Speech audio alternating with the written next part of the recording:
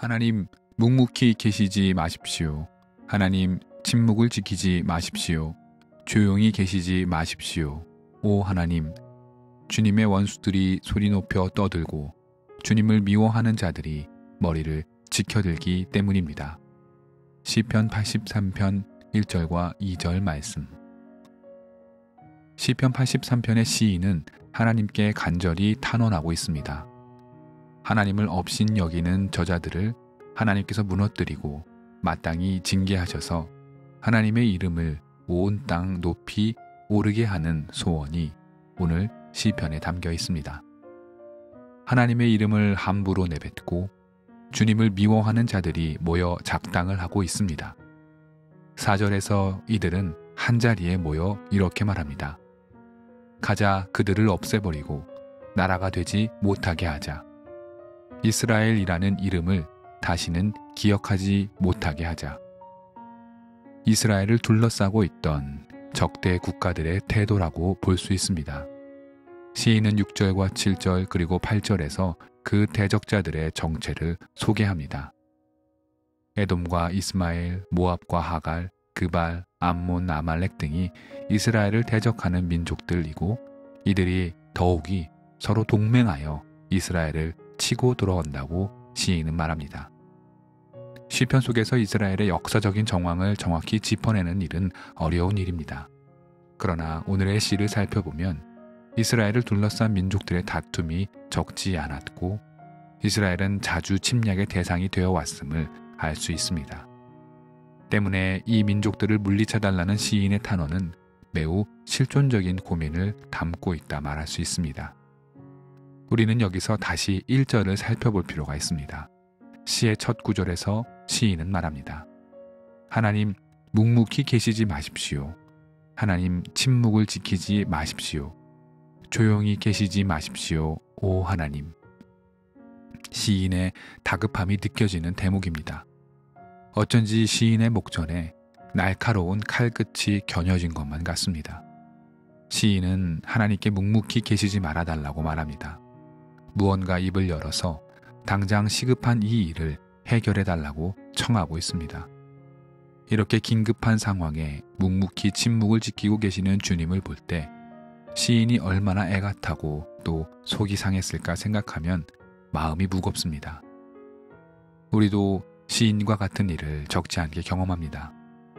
당장 발등 앞에 떨어진 위협 때문에 우리는 긴급하게 주님께 매달릴 때가 있습니다. 주님, 이 일이 당장에 해결되지 않는다면 저는 정말 큰일이 납니다. 주님 제발 가만히 계시지 말고 일어나 주십시오 라고 기도할 때가 살아가면서 분명히 한두 번쯤은 있을 것입니다. 그런데 참 많은 경우 오늘 시편의 시인과 같이 이럴 때 하나님께서는 어찌나 그리 잘 침묵하시는지 모르겠습니다. 정말 야속할 정도로 말입니다. 하나님은 도대체 말을 할 수 없는 분이신가? 묵묵히만 계시고 있습니다. 아니, 우리 신앙생활에서 하나님께서는 말씀하실 때보다 침묵하실 때가 훨씬 더 많은 것 같습니다. 이는 정말 여러 신앙인들의 삶의 경험에서 우러나오는 말이기도 합니다. 우리는 이미 지난 여러 시편을 통해 침묵하시는 하나님에 대해 살펴보았습니다. 주님께서는 그 침묵이 우리에 대한 포기가 아니라 또 다른 말씀이라는 것을 우리는 여러 다른 시편을 통하여서 또 구약의 여러 다른 이야기들을 통하여 살펴본 바가 있습니다. 그러나 하나님의 침묵은 언제나 버거운 일입니다. 결코 익숙해지기 어렵습니다. 하나님께서 이번만큼은 응답하시면 좋겠는데 이번에도 응답하지 않으실 때 우리는 정말 내가 하나님을 믿는 일이 무언가 잘못된 것은 아닌가 반문하게 되기도 합니다. 거듭 말씀드리지만 하나님의 침묵에 대해 명쾌하고 깔끔한 해법은 없습니다. 우리는 피조물이기에 창조주 되시는 분의 뜻과 생각을 어찌 감히 다 알 수 있겠습니까? 안다고 말하는 것 자체가 얼마나 큰 교만일 수 있는지 우리는 모르지 않습니다. 그때 우리가 해야 할 일은 결국 주님께서 주님의 방법으로 주님의 시간에 가장 알맞은 방식으로 일하시리란 사실을 굳게 믿고 흔들리지 않으며 우리의 일상을 살아가는 것일 겁니다. 혹 조금 맥이 빠져버리셨는지요? 그럴 수 있습니다. 오늘의 시편을 조금 더 살펴보죠. 시인은 온 사방의 대적자들이 자신에게 몰려오는 이 다급한 상황에 침묵하시는 주님 때문에 우리보다 더 답답합니다. 그런데 시인은 참 재미있는 고백을 하나님께 합니다. 9절에서 11절까지의 시인의 말을 한번 다시 들어보겠습니다. 9절입니다. 주님, 미디안에서 하신 것 같이 기손강에서 시스라와 야빈에게 하신 것 같이 그들에게도 그렇게 해주십시오. 그들은 엔돌에서 멸망하여 밭의 거름이 되었습니다. 주님, 그들의 장수들을 오렙과 스앱과 같게 하시고 모든 왕들을 세바와 살문나와 같게 해 주십시오. 11절까지의 말씀입니다. 이방 민족의 공격 앞에 시인이 하나님께 탄원하면서 한 말입니다. 잘 살펴보십시오. 시인은 자신을 대적하고 하나님을 모욕하는 이들에게 하나님께서 예전에 미디안에게 하신 것 같이 기손강에서 시스라와 야빈에게 하신 것 같이 물리쳐 달라 말하고 있습니다. 과거에 그들은 엔돌에서 왕했습니다. 또한 그 장수들이 하나님께서 과거에 물리치신 오렙과 스앱과 같게 하시고 하나님께서 전에 물리치셨던 세바와 살문나와 같게 해달라고 청원합니다. 여러분, 이 말의 의미가 느껴지시는지요?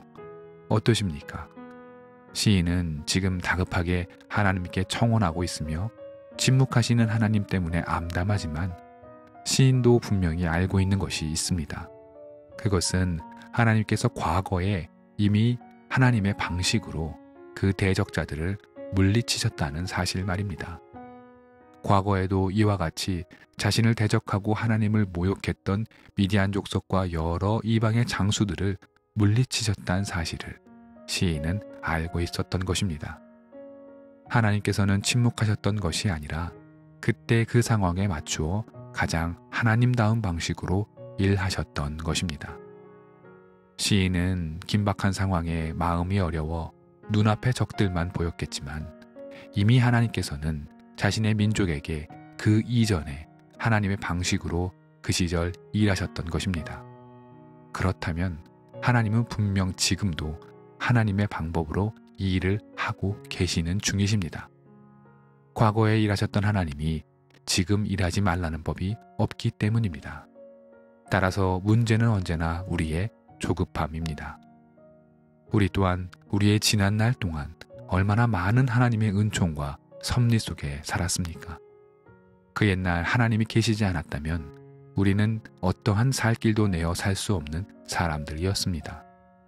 우리의 지난 삶의 걸음걸음마다 주님께서 동행하셨기 때문에 지금 우리가 여기에 서 있을 수 있는 것입니다. 우리의 지금은 지난 날의 주님의 은총의 결과입니다. 그럼에도 불구하고 우리는 당장 오늘 주님께서 침묵하시는 것 같기에 주님은 답답하게도 나의 기도에 응답하지 않는다고 응석 부릴 때가 많이 있습니다. 오늘 당장 이 일이 해결되지 않는다고 주님이 나를 떠나신 것도 아닌데 지레 겁을 먹을 때도 참 많습니다. 지난 과거에 나의 삶 곳곳에 개입하셔서 은총으로 키워주셨음에도 말이지요. 오늘의 답답함 또한 시간이 지나면 지금 이 순간에도 하나님이 개입하고 계셨구나라고 고백할 날이 분명히 있을 것입니다.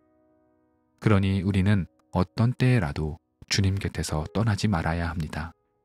요한복음에서 주님은 나는 포도나무요 너희는 가지라 그가 내 안에 내가 그 안에 거하면 사람이 얼마나 열매를 많이 맺나니 나를 떠나서는 너희가 아무것도 할 수 없음이라 라고 말씀하셨던 것을 기억해야 합니다. 풍성한 열매는 하룻밤상에 열리는 법이 없습니다. 가지에 붙어 있어 여러 날이 지나고 볕을 쬐고 비를 맞고 바람을 맞아서야 아름답고 탐스러운 열매가 맺히는 법입니다. 그러니 가장 중요한 것은 줄기에서 벗어나지 말아야 한다는 것입니다. 시인은 답답한 마음에 하나님께서 침묵하고 계신다고 말했지만 그 역시 지난 과거에 하나님께서 하셨던 일을 떠올렸음을 우리는 기억해야 합니다.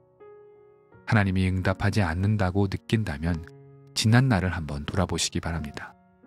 그리고 하나님 곁을 떠나지 마십시오. 하나님은 하나님의 방법으로 분명히 일하실 것이며 하나님은 우리를 결코 떠나지 않는다고 분명히 우리에게 약속하셨기 때문입니다.